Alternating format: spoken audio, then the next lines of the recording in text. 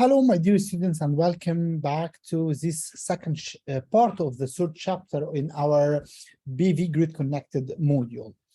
If you remember, in the previous chapter, we have discussed together first the major macroscopic parameter demonstrating the behavior of a photovoltaic module. And then we started investigating the major environmental conditions affecting the solar cell performance.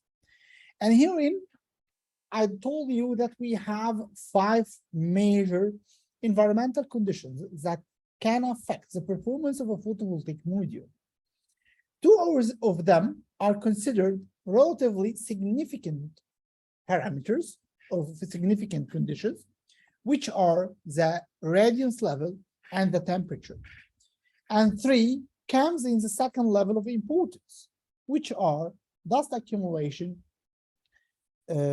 wind speed, and the humidity of the environment. So in this second small part of the lecture, we are going to demonstrate some studies that investigated the impact of these 3 parameters on the solar cell performance.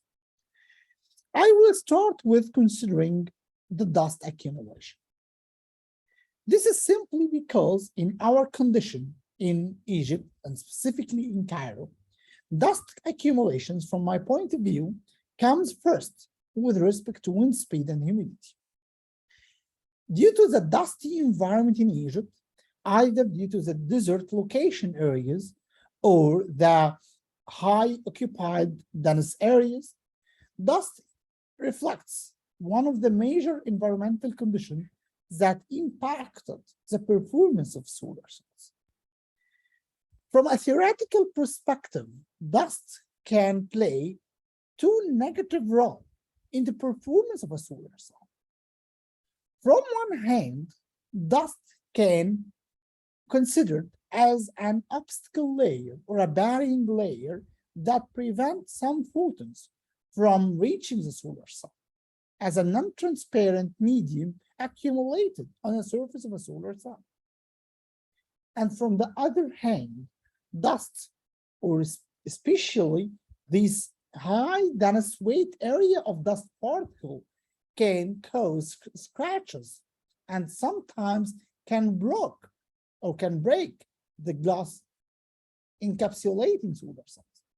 And if you remember 2 lectures from now, when we consider the process of encapsulation, and herein we consider the disadvantages of making scratches, or what we can call an air gaps between the glass and the silicon, and that can negatively attribute to the performance of our photovoltaic module.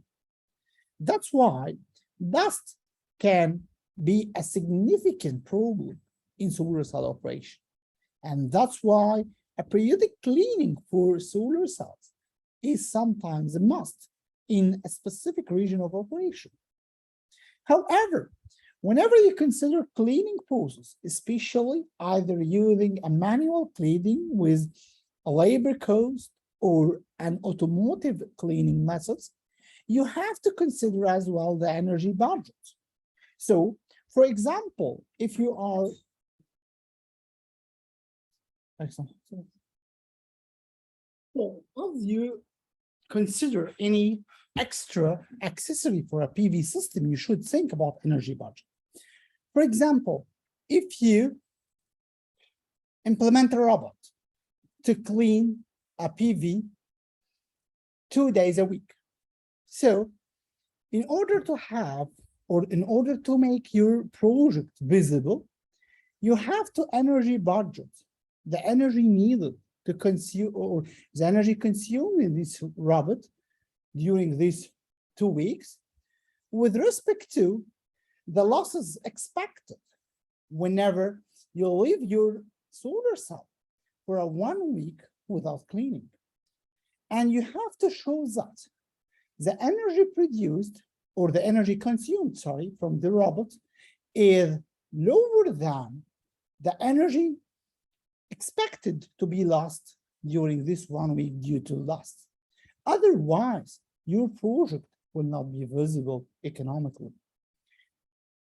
Okay, so as I mentioned, dust is simply an added layer to the photovoltaic system that obstacle light from reaching a solar cell, as well as it increase the probability for scratches and bugs.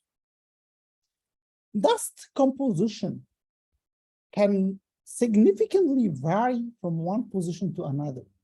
For example, this is an analysis using EDX mapping for a dust accumulation in our university in El Shorouk city, where you can see the composition of a dust particle of a various composition of materials. But as I mentioned, this can significantly differ whenever you make your analysis in another location. Here are real images demonstrating the dust accumulation. As you can see, this is a photovoltaic system this is a black area, and dust accumulation, of course, the figure to the right demonstrate a larger amount of dust accumulation with respect to the figure to the left. Another very good study made by the guys here in Bani Suef maybe some years ago, where they make an experimentally rare measurement for a photovoltaic degradation concerning dust. And as you can see from this graph, it demonstrated the expected or actually the implemented reduction in power by going with time without cleaning. And it is significantly observed that dust accumulation can cause a big problem in solar cell operation, monitoring this curve. This is our results in El Shorouk city when we compare the IV characteristic curve under a periodic monitoring without doing any cleaning. And you can see the major difference between the birth cell or the reference cell and the same cell with an accumulated dust of about 300 and something micrometer thickness of dust. So a major change in the overall system efficiency can occur due to such dust accumulation.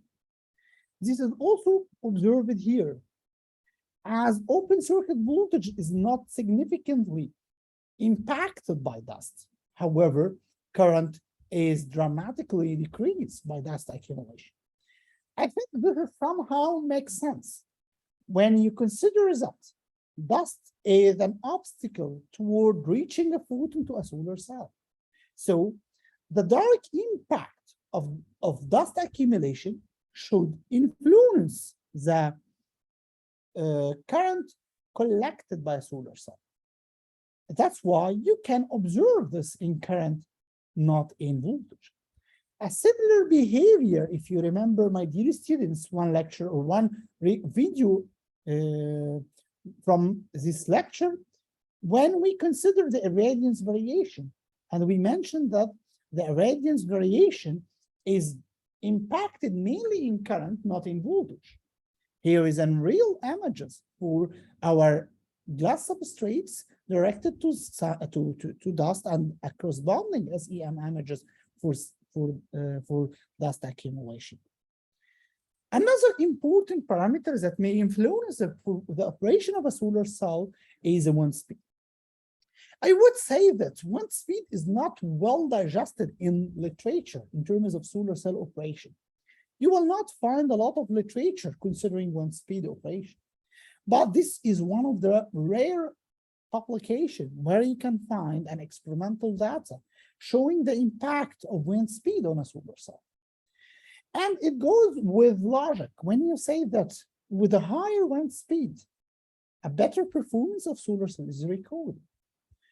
Personally, I can attribute that to a natural cooling effect implemented by wind speed whenever the wind speed is high, as well as a self-cleaning process associated whenever you have a relatively high wind speed. On the other hand, another important, which is not also digested well in literature, is the impact of humidity. As you can see here, humidity causes a problem with the solar cell.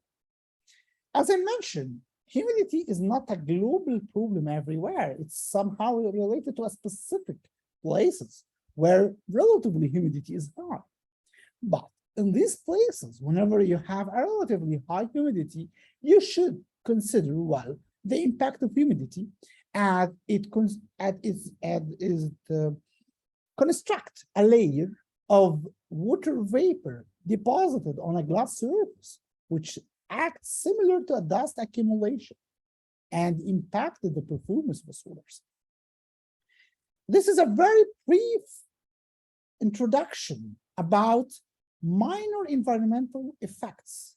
As we consider the major environmental effects are the temperature and the irradiance. So we consider dust accumulation, wind speed, and humidity are relatively minor effects in terms of environmental effects to a solar cell operation. Thank you very much and see you in the next lecture.